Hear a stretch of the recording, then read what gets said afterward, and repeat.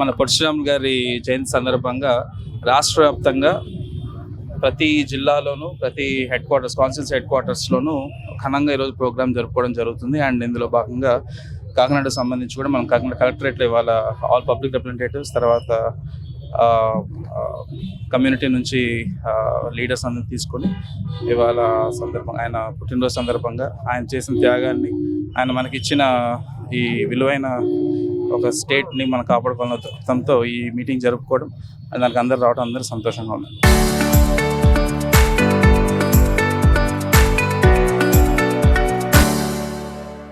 అమరజీవి పొట్టి శ్రీరాములు గారి 125వ జయంతి కార్యక్రమం ఈరోజు ఎంతో ఘనంగా జరుపుకోవడం జరుగుతుంది. ఇప్పుడే మన కాకినాడ ఆర్యవైశ్య సంఘం ఆధ్వర్యంలో ఇప్పుడే ఆయనకి ఘనమైన నివాళులు అర్పించాం.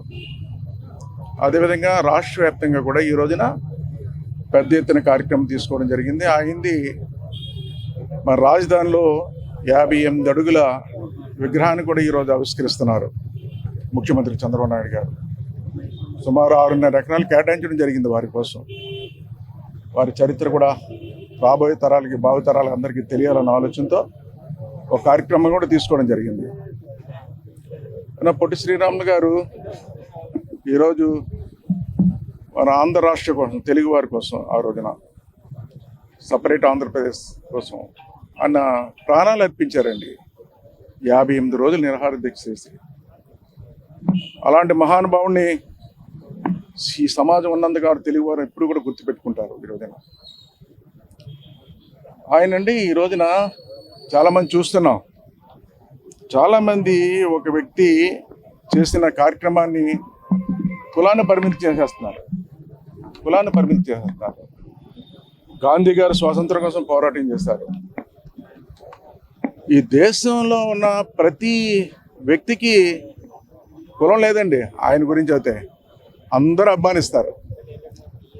అలాగే బాబాసాహెబ్ అంబేద్కర్ గారు కానీ, అలాగేనండి పొట్టి శ్రీరాములు గారు వైశ్యాస్ కాదండి, ఆంధ్ర రాష్ట్ర తెలుగువాడండి. ఆయన తెలుగువాడు బిడ్డ. ఈరోజు మనం అందరూ ఎలా ఉన్నామంటే ఆయనే కారణం. అన్ని కులాలు అభిమానించే వ్యక్తి అండి పొట్టి శ్రీరాములు గారు. తెలుగు జాతి ఉన్నంతకాలం ఆయన్ని మర్చిపోరని కూడా ఈ సందర్భంగా తెలియజేస్తున్నాం. అలాంటి మహానుభావుడు ఆయన ఒకడండి. ఈరోజు తర్వాత అండి నాకు రెండో వ్యక్తి, ఆంధ్ర రాష్ట్ర కోసం జీవితాన్ని త్యాగం చేస్తానండి. తెలుగువారు ఆంధ్రప్రదేశ్లో తెలుగువారు పరిపాలన చేసుకోలేకపోతున్నారు. తెలుగువారు మనోభావాలు ఆంధ్ర రాష్ట్రంలో వాళ్ళకు ఉన్నటువంటి ఏ విధంగా అభివృద్ధి చేసుకోవాలో వాళ్ళే చేసుకోలేకపోతున్నారు. ప్రభుత్వాలు వస్తున్నాయి కానీ. దేశానికి స్వాతంత్రం వచ్చిన తర్వాత అండి ఆంధ్ర రాష్ట్రంలో తెలుగువాడికి గుర్తింపు తీసుకొచ్చింది ఎన్టీ రామారావు అండి. ఎన్టీ రామారావు గుర్తింపు తీసుకొచ్చింది. ఆయన ఒకటండి మహానుభావుడు. వీళ్ళిద్దరినేనండి తెలుగువారు అందరూ కూడా లెఫ్ట్ రైట్ పెట్టుకుని గుర్తుపెట్టుకోవాలని కూడా సందర్భంగా తెలియస్తున్నా. హృదయంలో గుర్తుపెట్టుకోవాలి. అలాంటి మహానుభావులను స్ఫూర్తిగా తీసుకునండి మనం ఎంతో కొంతండి ఈ రాష్ట్రానికి మేలు చేసే ప్రయత్నం చేయాలండి. కీడు చేయకూడదండి, మేలు చేసే ప్రయత్నం చేయాలండి.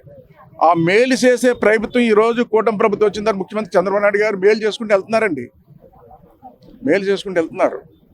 ఆ మేలు చేసే కార్యక్రమం భావితరాల భవిష్యత్తు కోసం. పొట్టి శ్రీరాములు గారు ఒక రకంగా ఈరోజు మనకి తెలుగువారికి ఆంధ్ర రాష్ట్రం ఏర్పాటు చేశారు. ఎన్టీ రామారావు ఏమో తెలుగువారి మనోభావాలకు అనుగుణంగా ఈ రాష్ట్రాన్ని పరిపాలన చేసుకోవాలని సొంత పరిపాలన తీసుకొచ్చాడు. ఆయన ఢిల్లీలో ఉండేది పరిపాలన అంతా కూడా. ఎన్టీ రామారావు వచ్చిన తర్వాత ఆంధ్ర రాష్ట్రంలో పరిపాలన చేసుకున్నారు ఆంధ్ర వాళ్ళు. అంతకుముందంతా ఢిల్లీ వాళ్ళు చెప్పినట్టే చేసేవారు ఆంధ్ర రాష్ట్ర పరిపాలన. ఎన్టీ రామారావు వచ్చిన తర్వాత ముఖ్యమంత్రి అయిన తర్వాత తెలుగువారి పరిపాలన తెలుగు వాళ్ళే చేసుకున్నారు. తర్వాత వచ్చిన వాళ్ళందరూ అది కంటిన్యూ చేస్తున్నారు. ఈరోజు ఎవరు వచ్చినప్పుడు కూడా ఈరోజు ఇలాంటి వాళ్ళని స్ఫూర్తిగా తీసుకునండి ముఖ్యమంత్రి చంద్రబాబు నాయుడు కష్టపడుతున్నారండి. ఈ రాష్ట్ర ప్రజల మనోభావాలకు అనుగుణంగా భావితరాల భవిష్యత్తు కోసం ఆయన కష్టపడుతున్నాడు.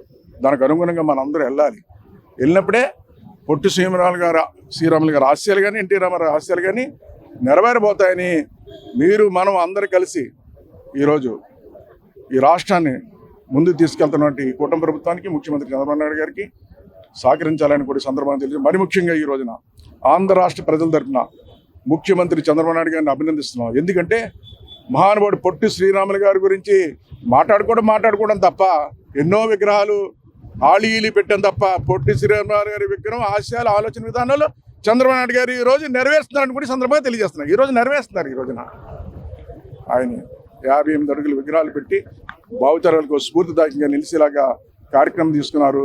ఇది మనస్ఫూర్తిగా ఈ రోజున అందరి తరపున, ఆంధ్ర రాష్ట్ర తెలుగు వారు అందరి తరపున చంద్రబాబు నాయుడు గారిని మనస్ఫూర్తిగా అభినందిస్తున్నాను ఈ సందర్భంగా తెలియజేస్తున్నాం.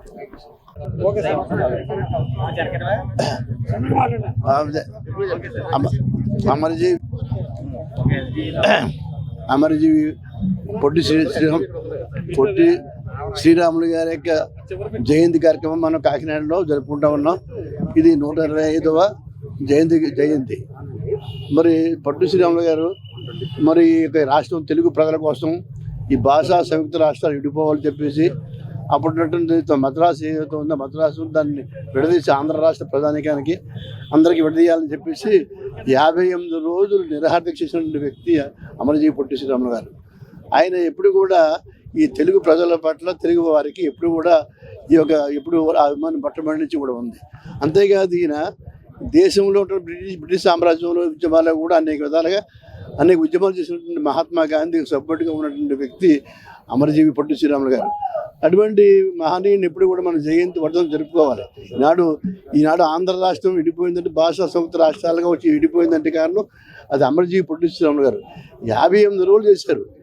58 రోజులు చేయటువంటి మాటలు కాదు, ఎంతమంది చెప్పినా కూడా వినకుండా నేను ఆ రాష్ట్రాన్ని, నేను తెలుగు ప్రజలకి అందరూ కూడా సెపరేట్ రాష్ట్రం కావాలని ఆయన పట్టుదలతో, ఒక దీక్ష పట్టుదలతో, ఆయన ఒక అంకిత భావంతో, మరి ఆంధ్ర ప్రజల యొక్క తెలుగు ప్రజల యొక్క అభిమానంతో ఆయన ఈ కార్యక్రమం చేయడం అనేది గొప్ప విశేషంగా నేను భావిస్తూ ఉన్నాను.